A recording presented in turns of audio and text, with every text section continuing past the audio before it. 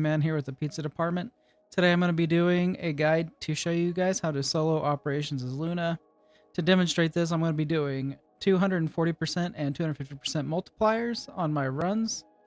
This guide is intended for people really wanting to push Luna to her limits. I fully catalyzed her for running content. You can get similar results from fully catalyzing a bunny, if not in some cases better. But this guide is here to help you guys trying to push Luna to the absolute max. So we'll go ahead and get started with the build. Alright, and so let's move to the build. Here's what I've got. My priority is getting her skill power, range, and critical strike, chance, and damage up as high as I can. So this is what I went with. And you'll notice that I took amplification control over max range. The reason being I didn't want to lose the 20% damage for the little extra range. Also, the extra shield from amplification control is nice. Luna recovers her shield whenever you're able to max out your notes. So I like the recovery there, especially for solo. I will give you a beware though, if you do run this for full DPS build, you will soft lock yourself out of some of the things you can do for the support side. You will still be able to play an effective support, you just won't be able to go max support with this. So here are going to be the first two maps we do. The first one is going to be Unknown Laboratory. We have 250% modifier. We're going to have jump disabled, normal enemy attributes up, sprint speed down, normal enemy days disabled, and HP up. That'll give us our 250. And then for our second map, we're going to be doing the Haven with jump disabled, skill power modifier, skill cooldown going to be in the negative for us, max HP down, shield recovery down. They'll bring it to 240. I was trying to get this one at 250 as well, but after 80 refreshes, I got kind of tired, so we just went with 240. So let's go ahead and get started with these runs. So before we really get into the strategies I use to solo as Luna, first thing I always like to do is make sure I've got a decent gun in case I accidentally fat finger my ability weapon. I have a backup to kill things. This isn't necessary, and if you do fat finger it, you can just go hide somewhere until it comes back up. But now let's go ahead and move on to the real strategies we use to get past these areas. So for this first clip, I'm going to show you a good area we're going to utilize a lot of Luna's kit to really succeed, and how you can use it a lot in your games to succeed. So in this first part of the area, we're going to have a few enemies come out. We're going to kill them, and since we're going to be running around, we're going to be taking some damage, losing our shield. But we're also going to be making sure we're hitting our notes and try not to use our gun as much as we can, even on single target enemies close to us, and it's just going to pop our shield back up. Now, like right here, sometimes that can't be helped. You can use your gun. It does work for some ranged. I would not recommend using it all the time if you can help it, but there are situations you will need it. So continuing on, all we're going to really be doing is running around this area and using our AoE to kill everything. And we're going to try and spam it as much as we can. That way we can keep our shield up. As you've noticed, we've been taking a lot of hits. I could be making better plays using the boxes and such to hide behind while I AoE. But to be honest with Luna, you don't really have to worry about that. As long as you're getting her combos off, you're just going to keep recharging your shield, making it easier and clearing it out. Also, this bomb, you do have to take off your ability weapon and pick up. Kind of dumb, but it's what it is. So again, we do not have jump, so we have to grapple everywhere. So let's go ahead and move on to the next tip and strategy we can use to solo as Luna. So for this next area, we're going to be doing we're pretty much just going to be sitting in a small circle, building it up until we can go to the next area. I pop out of it for a second just because I don't really want to deal with ice orbs the whole time. And what I'm going to go ahead and do here, I'm going to get my combo bar up as high as I can without activating it, just so when the mobs start to come in, we can utilize that. Another thing too is with this spot, if you've done this map, you're going to get enemies spawning from range. It is okay to use your gun to take them out since it's going to take them a second to get up there. I'm going to prioritize the guys on the right since the ones on the left are going to come. I get one of the guys on the right and immediately pop my ability, killing most of them.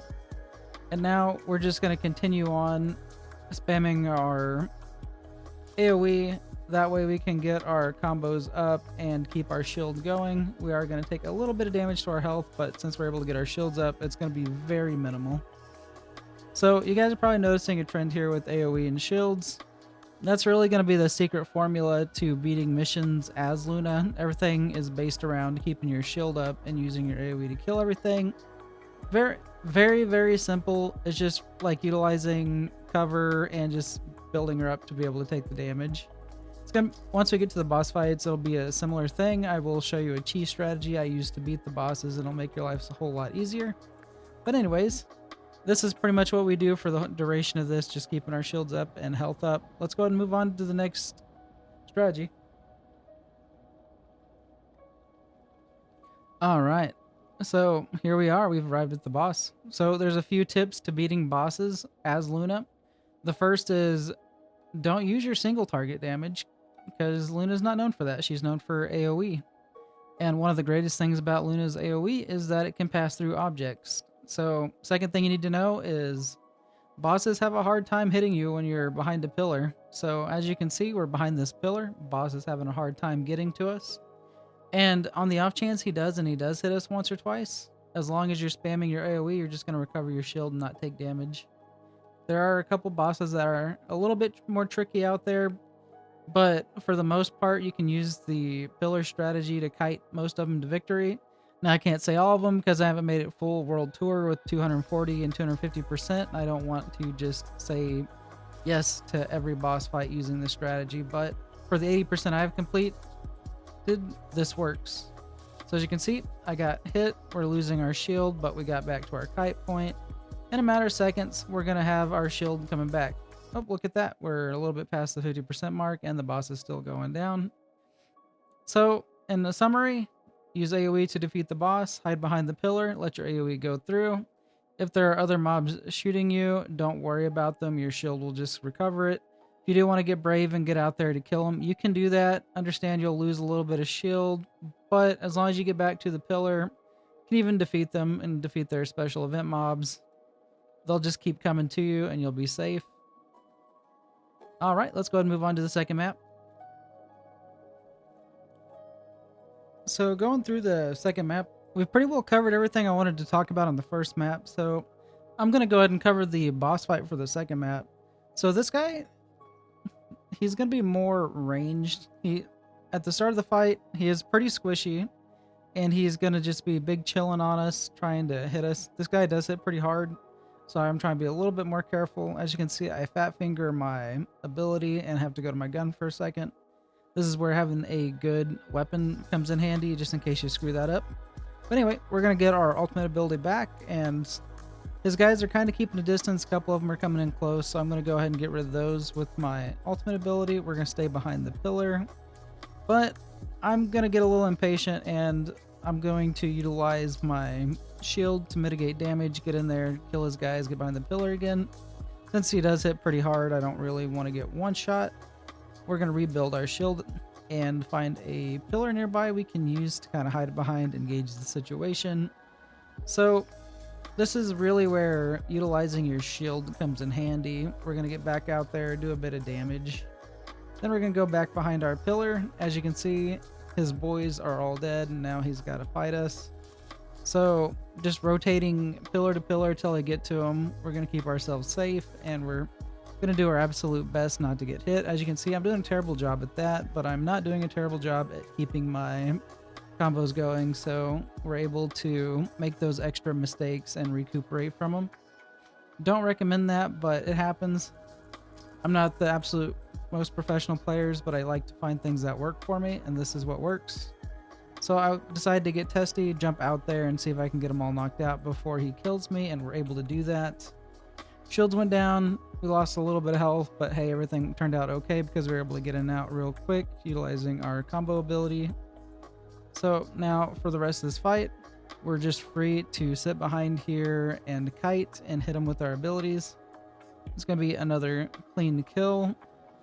So while we're finishing him up, the big takeaway from this video and for selling things as Luna is just making sure you're just keeping your ability up. Like, just make sure you're hitting all your AoEs, make sure you're utilizing your line of sight to get them in close, and you'll be safe.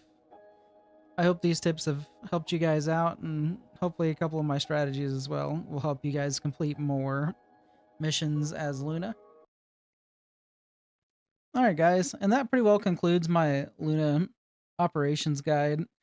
I really like this Descendant. Now, I don't feel like she's on par with Bunny's AoE, but I feel like if utilized right, she can be really fun to farm missions with. She does require a little bit more work, but I do like the more challenging Descendants to play, so that's why I picked her over Bunny for my guides.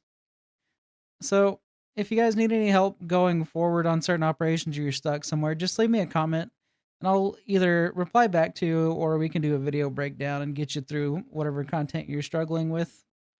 As always, I appreciate you guys for watching. We'll catch you in the next one. Bye.